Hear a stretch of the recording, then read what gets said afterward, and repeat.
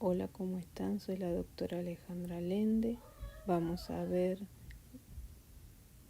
la clase de epidemiología de las cardiopatías congénitas, material que va a apoyar el trabajo práctico a desarrollarse en el WebEx del miércoles 30.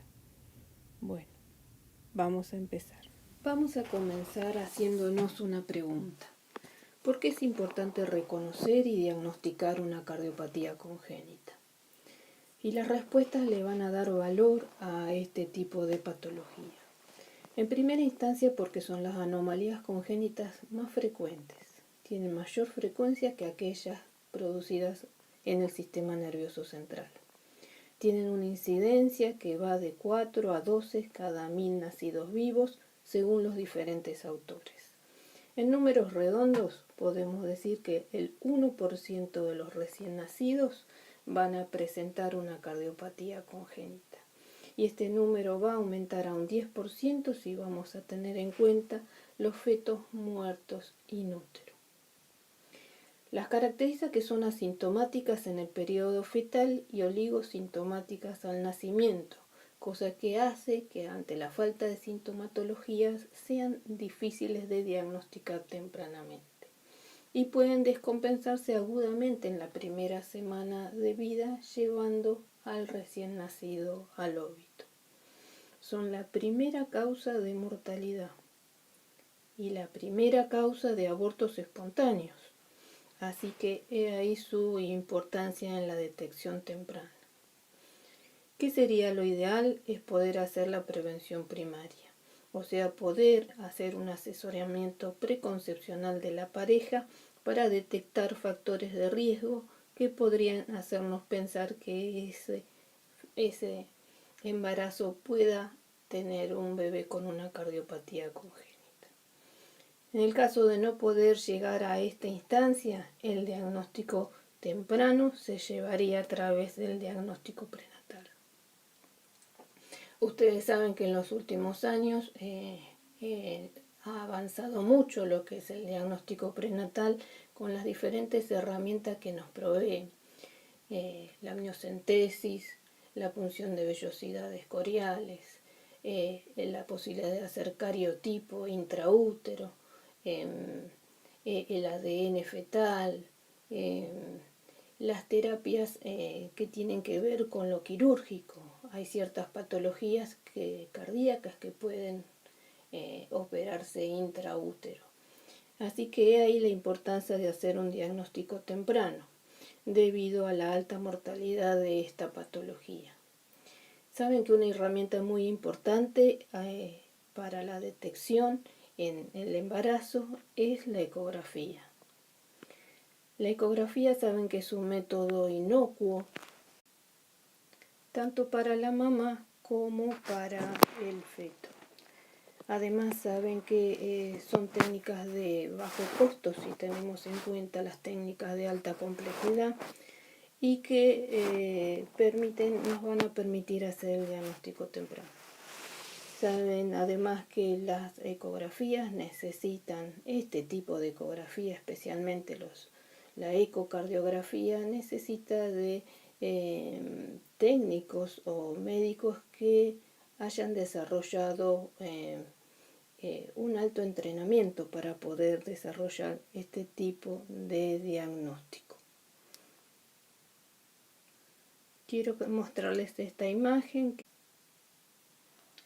corresponde a una ecocardiografía con técnica Doppler. Ustedes pueden ver en color los flujos sanguíneos con la apertura y el cierre de las válvulas auriculares ventriculares y cómo se contrae el corazón, y en cada sístole el flujo sanguíneo atraviesa esas válvulas.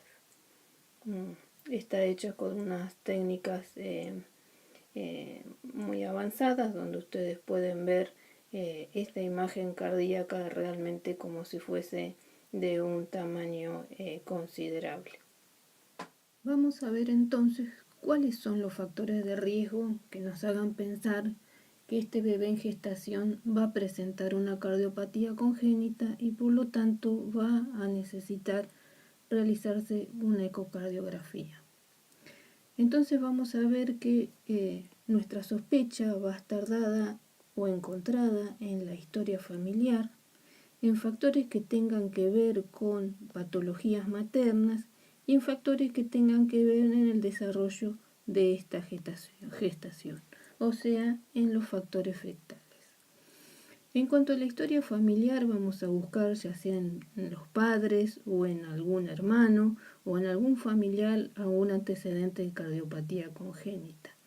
En cuanto a los factores maternos, ustedes saben que hay enfermedades que nos hacen pensar en la posibilidad de la presencia de una anomalía congénita.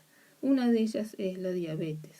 La diabetes pregestacional tiene alto riesgo de presentar una cardiopatía congénita.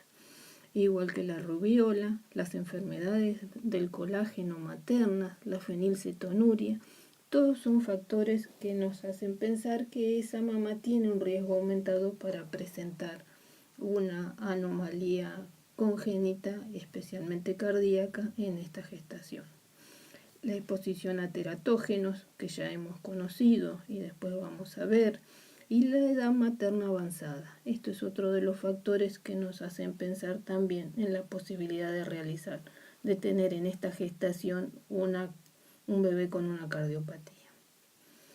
En cuanto a los factores fetales, bueno, ya vamos a ver también que la misma ecografía obstétrica nos puede dar una sospecha de la presencia de una anomalía cardíaca al poder detectar alguna malformación ya desde épocas tempranas del embarazo.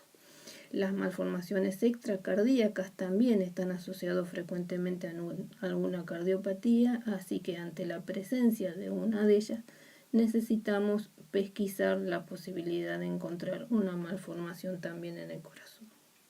Las arritmias fetales, el hidrofetal no inmune es otra de las indicaciones. Todas estas son indicaciones que nos hacen pensar que este bebé en formación puede estar presentando una cardiopatía congénita.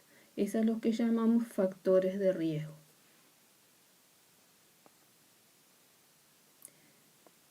¿Qué pasa en cuanto a las etiologías?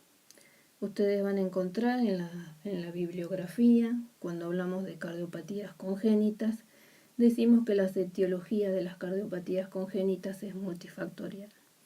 Y esto está relacionado que en un 70 a un 80% de las cardiopatías vamos a ver que sobre una base genética, ya sea mendeliana o poligénica, se van a asociar factores ambientales, dándole lugar a que el 70 al 80% de las cardiopatías tengan este origen multifactorial.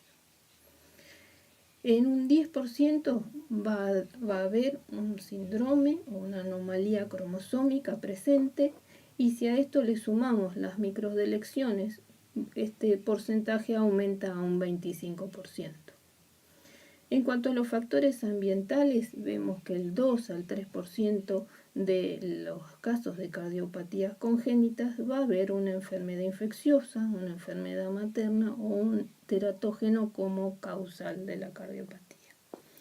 Acá tienen un pequeño cuadro donde están divididos los teratógenos de acuerdo a si son fármacos o drogas, si son agentes infecciosos, agentes físicos, agentes maternos, hablábamos diabetes, de enfermedad del colágeno, de fenilcetonuria, y otros que en menor porcentaje pueden ser causales de cardiopatía congénita.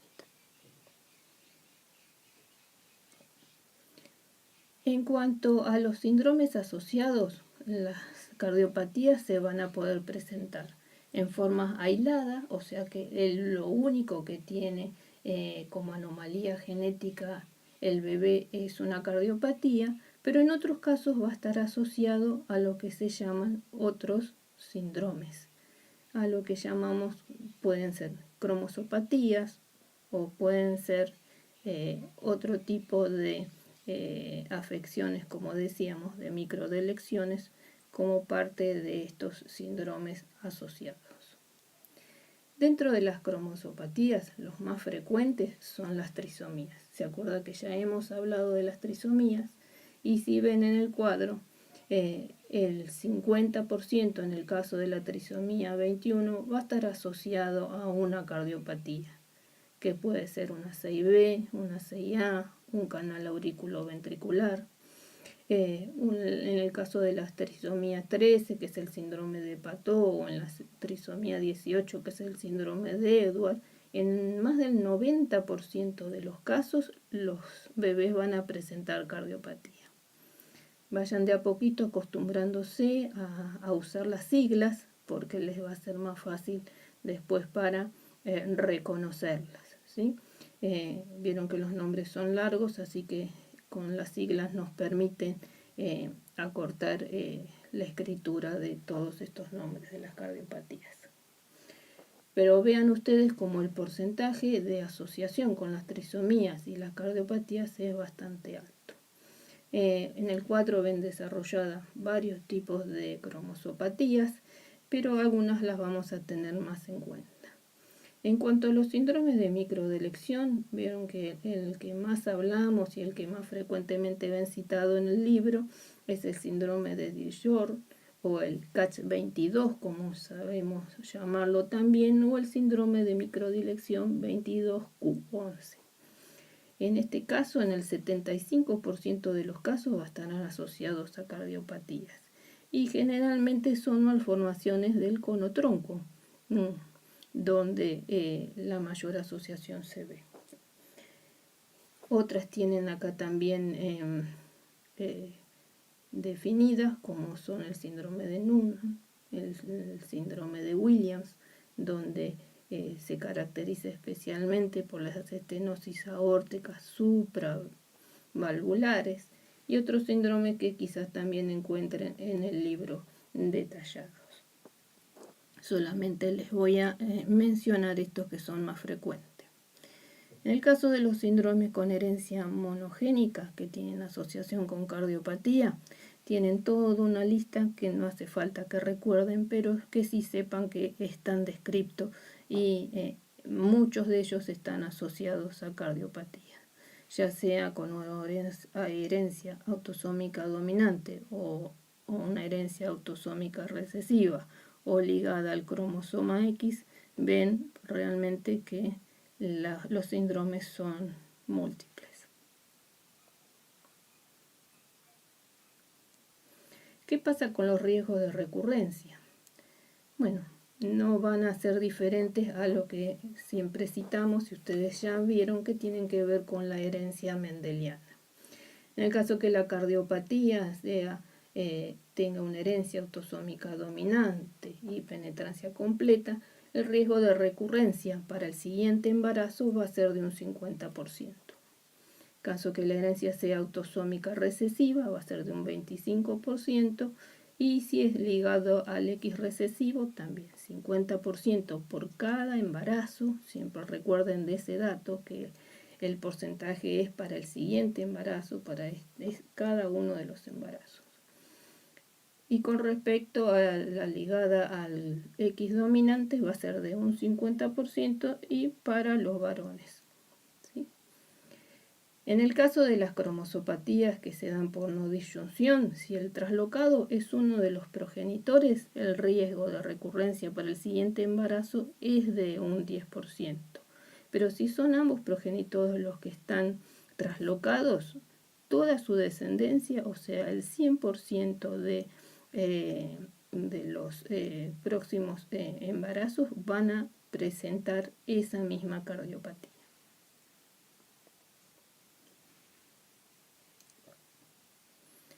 ¿Qué pasa con el riesgo de recurrencia en el caso que las malformaciones sean aisladas?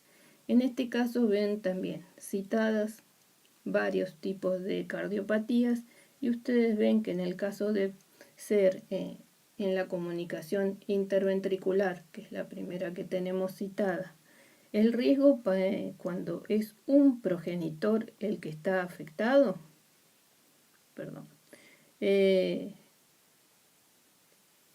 el porcentaje es de un 4%, Y en el caso que ya haya tenido un hermano afectado, este riesgo aumenta a un 6%. Para cada una de las cardiopatías, la comunicación interauricular, los defectos del septo atrioventricular, el ductus arterioso permeable, cada una de estas está citado el porcentaje que vieron es en el caso de que haya un miembro de los padres afectados o en el caso de que sea un hermano el afectado. ¿Sí? Los riesgos más importantes, como verán, son para las cardiopatías más frecuentes, que son, por ejemplo, la comunicación interventricular.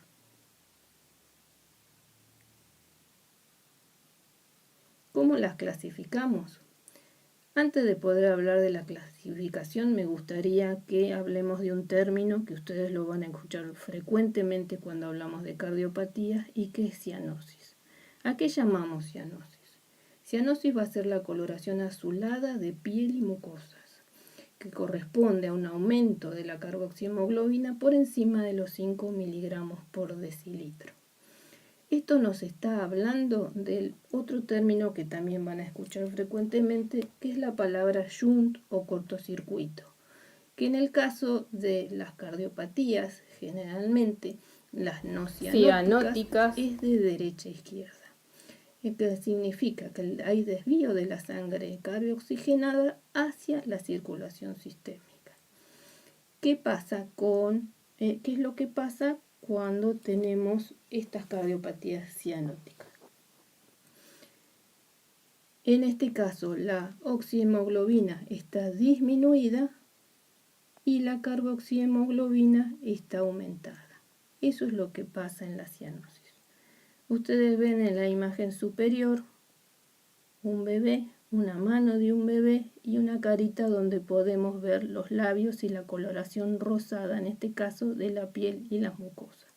Los recién nacidos suelen tener unas pieles muy finitas y entonces esta capa epitelial fina nos permite ver la vascularización y este rosado de piel mucho más en superficie. Cuando el bebé tiene una cianosis, una cardiopatía cianótica, podemos ver lo que sucede en la foto inferior.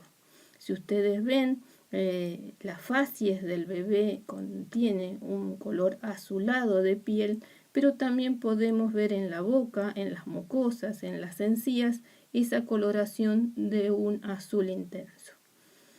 Especialmente en el momento que el bebé llora es cuando es más probable que este shunt o este cortocircuito de derecha a izquierda aumente y podamos ver este azulado de piel y mucosas con mayor intensidad.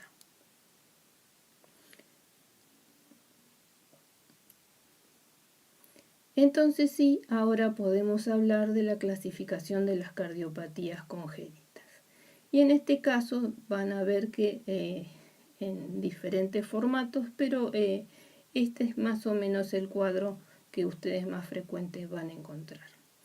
Y hablamos de cardiopatías acianóticas o cianóticas ante un bebé con una cardiopatía que presenta este color azulado de piel y mucosas.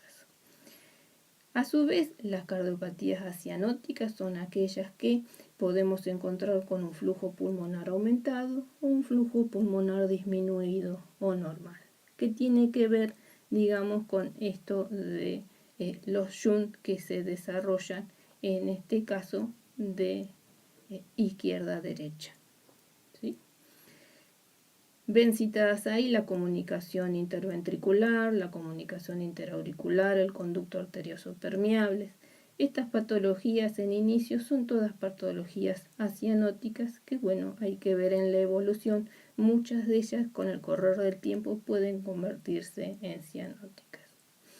Hay otras que tienen que ver con el flujo pulmonar disminuido normal, que tienen que ver con este estrechez que se da a nivel, por ejemplo, de la válvula pulmonar, estrechez de la válvula aorta o lo que se llama una coartación aórtica. En el caso de las cardiopatías cianóticas, vamos a ver que este shunt, este cortocircuito o este desvío de sangre se da porque el desvío de sangre es de derecha a izquierda. Esto significa de la sangre que no está oxigenada o carbioxigenada hacia la circulación sistémica. Entonces encontramos ahí aquellas que son con flujo pulmonar aumentado o con flujo pulmonar disminuido. Todas estas patologías van a presentar cianosis al nacimiento o en los próximos días luego del cierre del conducto arterioso. Y ahí están citadas la aurícula común, el canal auriculoventricular, el tronco arterioso persistente, la transposición de los grandes vasos, el retorno venoso anómalo, como la transposición como una de las más frecuentes en los lactantes.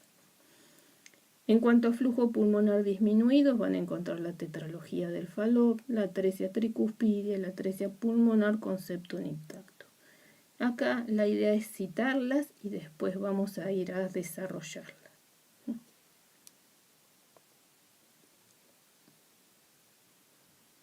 ¿Y cuáles son las más frecuentes? Bueno, acá tienen otro cuadrito donde van a encontrar, según frecuencia, de mayor a menor, cuáles son las más frecuentes que se van a poder diagnosticar. Como más frecuente es la comunicación interventricular. Esta es la que vamos a encontrar en la mayoría de las patologías, de los síndromes, y también como malformación aislada corresponde al mayor porcentaje. Después ven hacia abajo cuáles van a ser las más frecuentes hasta el síndrome de corazón izquierdo hipoplásico, que es el menos frecuente de toda la lista.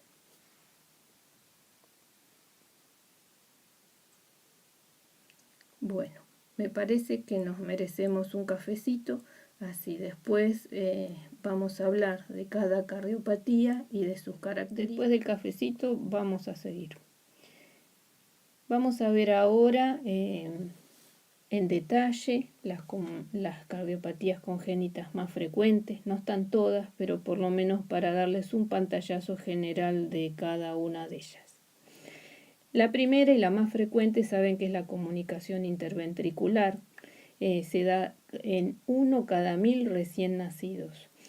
Se va a caracterizar por el lugar donde está ubicada. En el 70% de los casos va a ocupar la porción membranosa del tabique. Y en este caso se debe a un escaso desarrollo de las almohadillas endocárdicas. Ustedes ven en la imagen a la izquierda un corazón donde ven el tabique interventricular indemne. Y en el caso de la foto de la derecha ven cómo este canal está interrumpido por un orificio que es por donde van a pasar los flujos de derecha a izquierda o de izquierda a derecha. En el 70% de los casos, como decíamos, ocupan esta porción perimembranosa que corresponde al lugar de inserción de los grandes vasos. La gravedad de este tipo de comunicación va a depender especialmente del tamaño y con ello de la cantidad de flujo que pase de un lado al otro. En estos shunt que hablábamos de izquierda a derecha. Las que se localizan en la porción muscular, que corresponden a esta porción más apical del corazón, son las que generalmente vienen o están en menor porcentaje y se deben a un déficit, en este caso de proliferación o a apoptosis celular, que si recuerdan es la muerte celular programada, que en este caso se da por isquemias leves.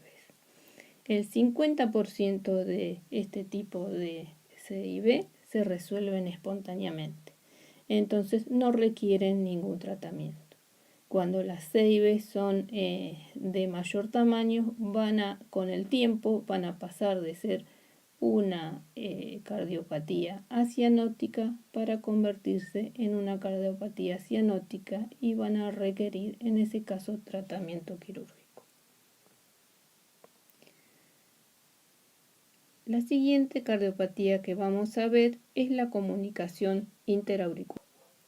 En este caso es la cardiopatía más frecuente, pero en adultos. Tenemos tres tipos de cardiopatía, de comunicación interauricular. Por un lado, la tipo ostium secundum, en segundo término, tipo ostium primum, y en tercer término, del tipo seno venoso. La más frecuente, que corresponde a un 70 a un 90%, es la tipo ostium secundum.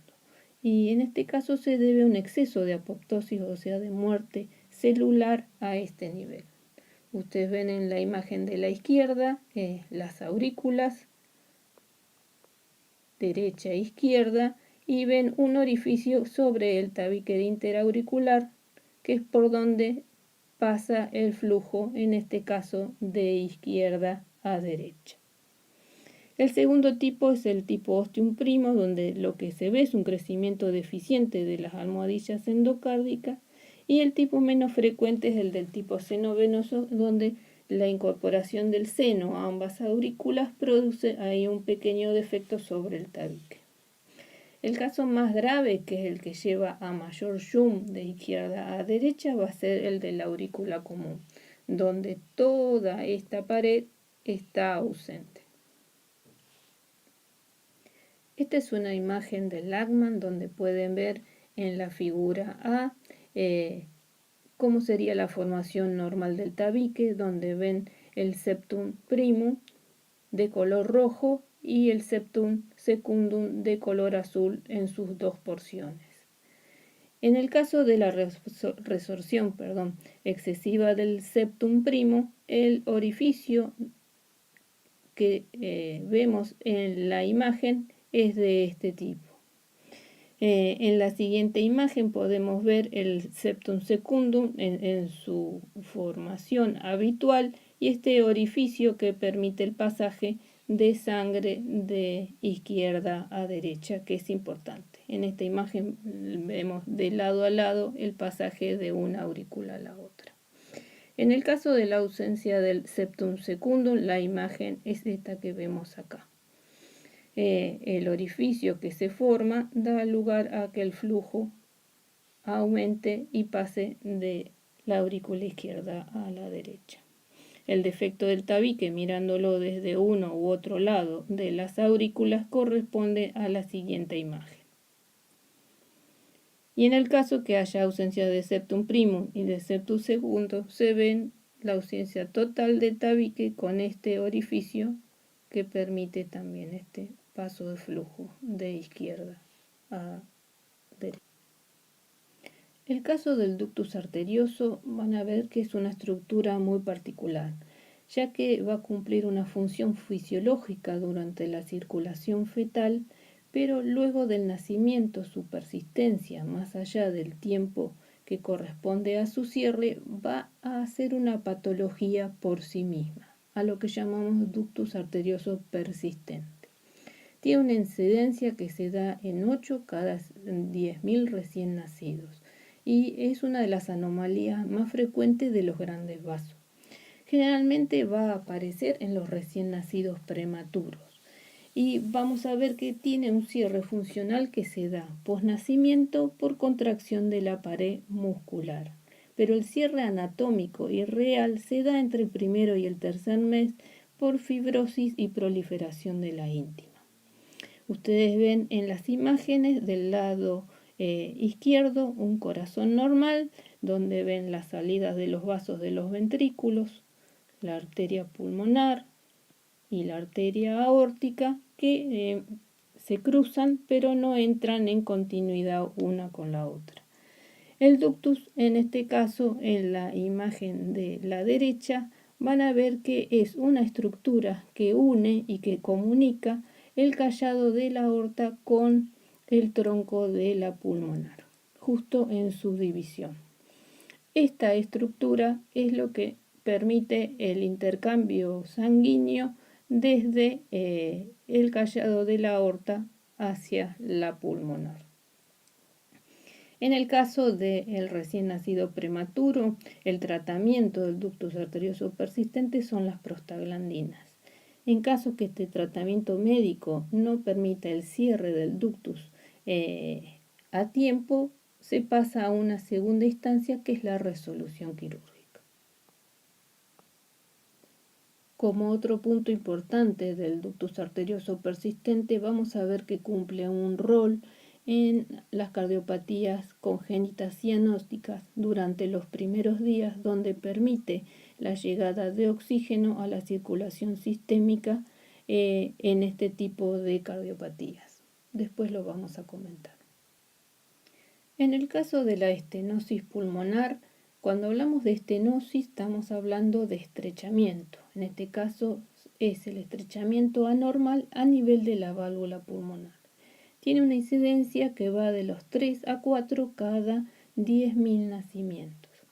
Este estrechamiento de la válvula puede ser leve, moderado o grave, lo que va a dar lugar a un gradiente de presión según este calibre de la válvula.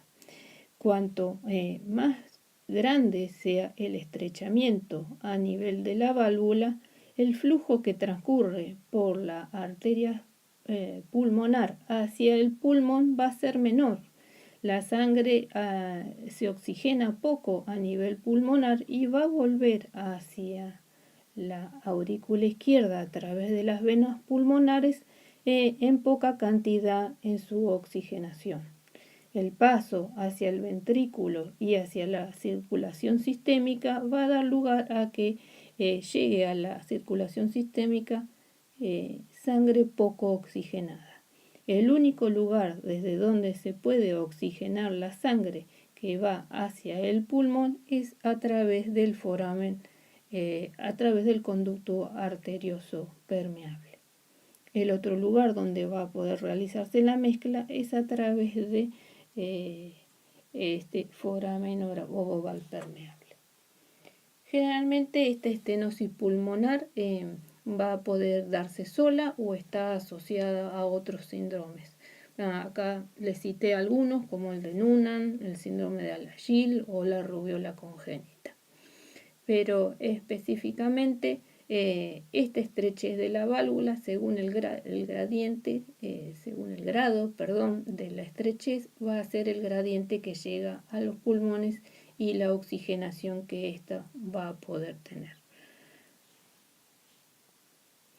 En cuanto a la coartación de aorta, vemos que en este caso la incidencia es de 3.2 cada 10.000 nacimientos. Lo que ocurre es el estrechamiento en algún punto del callado aórtico y se debe a una anomalía en la media de la aorta por proliferación de la íntima. Los tipos más frecuentes o en los que se divide son dos, y se las ubica preductal o postductal, según la ubicación con respecto al ductus arterioso persistente. En el caso de la postductal pasa a ser la más frecuente y ven ustedes acá ante la desaparición de el ductus permeable, la circulación hacia lo sistémico se da a través de arterias colaterales. En el caso de la preductal, ustedes ven la estenosis o la obliteración de la aorta que se da a este nivel previo a la llegada del conducto arterioso. Mientras el conducto arterioso esté permeable, la circulación sistémica va a estar oxigenada a través de él mismo. La coartación de aorta se puede dar en forma aislada o en forma sindromática. Uno de los ejemplos típicos a mencionar es el síndrome de Turner. Vamos a tener en cuenta en el caso de la coartación aórtica la importancia que tiene la persistencia del ductus para seguir oxigenando la circulación sistémica. En cuanto a la tetralogía del Fallot, vamos a ver que tiene una incidencia que se da en 9.6 cada 10.000 nacimientos. En este caso es la más frecuente de la edad pediátrica. Se da una anomalía en la región troncoconal, que es la que provoca una división asimétrica del cono y el desplazamiento más anterior del tabique. Esto da lugar a 4 alteraciones cardiovasculares. Por un lado, la estenosis del infundíbulo pulmonar, lo que da lugar a esta imagen que ustedes ven ahí. Una disminución del flujo y del calibre que va a ir a través de el vaso de la arteria pulmonar. El menor calibre va a llevar a un menor flujo de la sangre hacia el circuito pulmonar. En una segunda instancia encontramos la comunicación interventricular, que generalmente suele ser perimembranosa, como ven acá. El flujo se establece de izquierda a derecha, siendo asianótica al principio o luego del nacimiento, cuando todavía la sobrecarga no está aumentada. Otro de los, de las alteraciones que se asocia es el cabalgamiento de la aorta. En este caso, la aorta va a estar apoyada sobre la aorta va a estar apoyada sobre el tabique interventricular, teniendo aporte desde los dos ventrículos, llevando por consiguiente a un aumento del flujo que va hacia la circulación sistémica. La otra alteración es la hipertrofia del ventrículo derecho, que se debe a la sobrecarga que va llevando con el tiempo a este aumento de flujo que retorna al corazón derecho, pero generalmente esta hipertrofia no se ve en el recién nacido, sino a medida que pasa el tiempo. Mientras el conducto arterioso esté permeable, va a ser un lugar de oxigenación de la sangre hacia el circuito pulmonar. Mientras el shunt se mantenga de izquierda a derecha, vamos a ver que la patología es llamada también como tetralogía de Fallot rosado.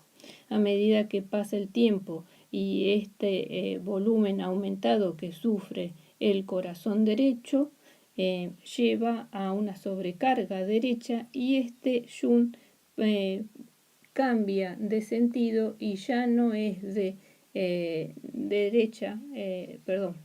izquierda a derecha, sino de derecha a izquierda. Y en este caso vamos a ver que el paciente lo que empieza a presentar es un cuadro de cianosis. Sumado a esto que el conducto arterioso ya deja de funcionar. En el caso de la estenosis aórtica nos pasa igual que con la estenosis pulmonar. Las válvulas semilunares se fusionan, produciendo una disminución del calibre a nivel valvular. En este caso vemos la válvula aórtica y las semilunares engrosadas y la estrechez a la salida de flujo. En este caso vemos que el callado aórtico se mantiene en su calibre normal. Los tipos, según la ubicación de la estrechez, pueden darse a nivel valvular, a nivel supravalvular o a nivel subvalvular. Ustedes van a ver que el grado máximo corresponde a la atresia de la válvula, o sea, al cierre total de la válvula. El engrosamiento de las semilunares llevan a una oclusión total. No puede pasar flujo a través de la aorta, entonces la aorta pasa a tener un trayecto hipotrófico que llega hasta el callado. Más allá del callado, el trayecto aórtico tiene un diámetro normal, como ven acá en la foto. Se asocia esto generalmente a la atresia de la válvula mitral, que también se ve afectada, a un ventrículo izquierdo pequeño y a una aurícula también izquierda pequeña hipotrófica. La sangre oxigenada al callado aórtico y a la aorta descendente llega a través de la permeabilidad del conducto arterioso.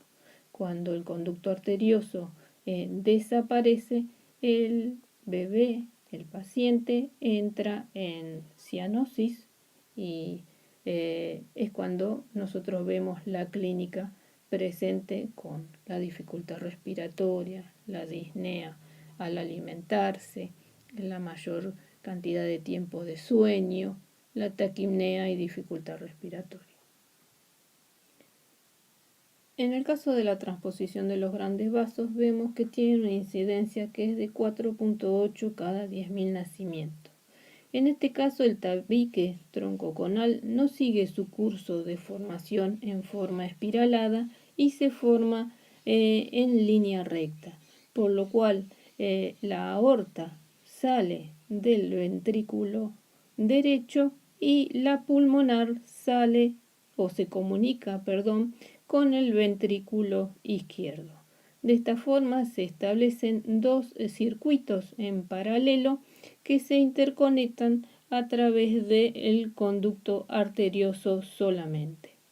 En este caso, la forma que tiene de oxigenarse la sangre es a través de la llegada a través del conducto arterioso para ir hacia la circulación pulmonar donde se va a oxigenar. Vamos a ver que esta patología tiene, como tantas otras, resolución quirúrgica. En muchos casos está asociada con una CIB, que es la que permite también el shunt y el intercambio entre la sangre oxigenada y la carbooxigenada. Y si no, dentro del tratamiento quirúrgico se produce a realizar una septostomía, o sea, una apertura a nivel de tabique para la mezcla de la sangre, y en una segunda en un segundo paso lo que se llama el switch arterial, permitiendo que cada vaso se comunique con el ventrículo al que debería corresponder. Y por último vamos a ver la descripción del síndrome de corazón izquierdo hipoplásico, que ya lo vimos relacionado con la atresia de la válvula aórtica y que, como ven, tiene como característica que todo el sistema del corazón izquierdo es el que está afectado. La atresia de la válvula lleva también a la disminución del calibre, como decíamos, de esta aorta ascendente hasta el callado, y tanto el ventrículo izquierdo como la aurícula izquierda se ven disminuidas de tamaño. El ventrículo derecho, este es el que actúa como ventrículo funcionante, es el que en un principio se hipertrofia y es el que cumple la función de ventrículo único. La presencia del conducto arterioso permeable va a ser el lugar que permite el ingreso de sangre hacia la aorta. Por último, quería contarles en un pantallazo qué pasa con las cardiopatías congénitas en Argentina hoy. Si pensamos que más de 7.000 niños nacen con alguna cardiopatía congénita por año, vemos que el número es importante. El 50% de esos chicos van a requerir cirugía antes del año de vida y un 30% van a fallecer sin ser diagnosticados, la mayoría antes de cumplir el mes de vida. Por eso es muy importante la detección temprana, para lo cual en el hoy por hoy se ha desarrollado un sistema de pesquisa para todos los recién nacidos antes del alta neonatal, antes que se vayan a su casa, de todas estas malformaciones que se llaman ducto dependiente, que van a ser las cardiopatías cianóticas que se van a descompensar luego del cierre del ducto. Si recuerdan, yo les contaba que la mayoría de los chicos pasan por un curso fetal asintomático y son oligosintomáticos al nacer. Esto da lugar a que no presenten una clínica que nos hable de que este bebé porta una cardiopatía congénita. No presentan soplos, no presentan dificultad respiratoria, son recién nacidos de peso adecuado que van a nacer, van a ir a la nursería, a amamantarse al pecho con la madre sin tener otra dificultad y se irán a casa a las 48 horas. Generalmente cuando se produce el cierre del ductus, los bebés ya están en su casa y es donde comienzan con los síntomas de cianosis y en muchos casos son pesquisados o las mamás se dan cuenta de lo que le está pasando al bebé como algo que les llama la atención y en otros casos los bebés ingresan al hospital ya en muy mal estado general y en muchos casos luego de un cuadro de muerte súbita. Por eso es importante estos chequeos que se hacen hoy por hoy de rutina, como formando parte de un screening previo al alta. Todos los bebés son pasados por una saturometría. Este es un saturómetro. Esto permite medir la oxigenación en sangre de los bebés a través de la detección a través de la piel, poniendo un sensor en la manito derecha del bebé para medir la saturación preductal y otro en alguno de los piecitos para poder medir la saturación postductal. Esto nos permite tener una estimación de lo que está pasando en estas 48 horas previo al alta y que el bebé se vaya a casa y poder pesquisar estos chicos que están en un límite de saturación y que van a poder desarrollar un cuadro de cianosis debido a una cardiopatía. Cuando esto da patológico, da lugar a que entre en un circuito de detección para hacer el diagnóstico oportuno, para hacerle una ecocardiografía y poder ver si este bebé es portador de una cardiopatía congénita. A esto se suma que hoy por hoy hay una red de cardiopatías congénitas que permite que aquellos bebitos que presentan en las primeras horas síntomas o le hacemos diagnóstico temprano de esa cardiopatía puedan derivarse y ir a los lugares de centros de mayor complejidad como para llegar a la cirugía lo antes posible. Esto es el hoy por hoy en la Argentina, hay mucho por hacer y estamos, creo que, bien encaminados.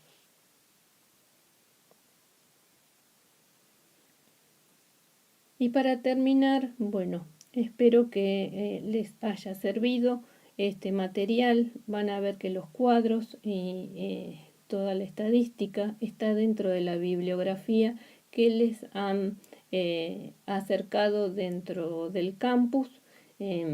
Úsenla de apoyo como para poder leer el tema y espero que sirva también para desarrollar el trabajo práctico que vamos a hacer en el Webex.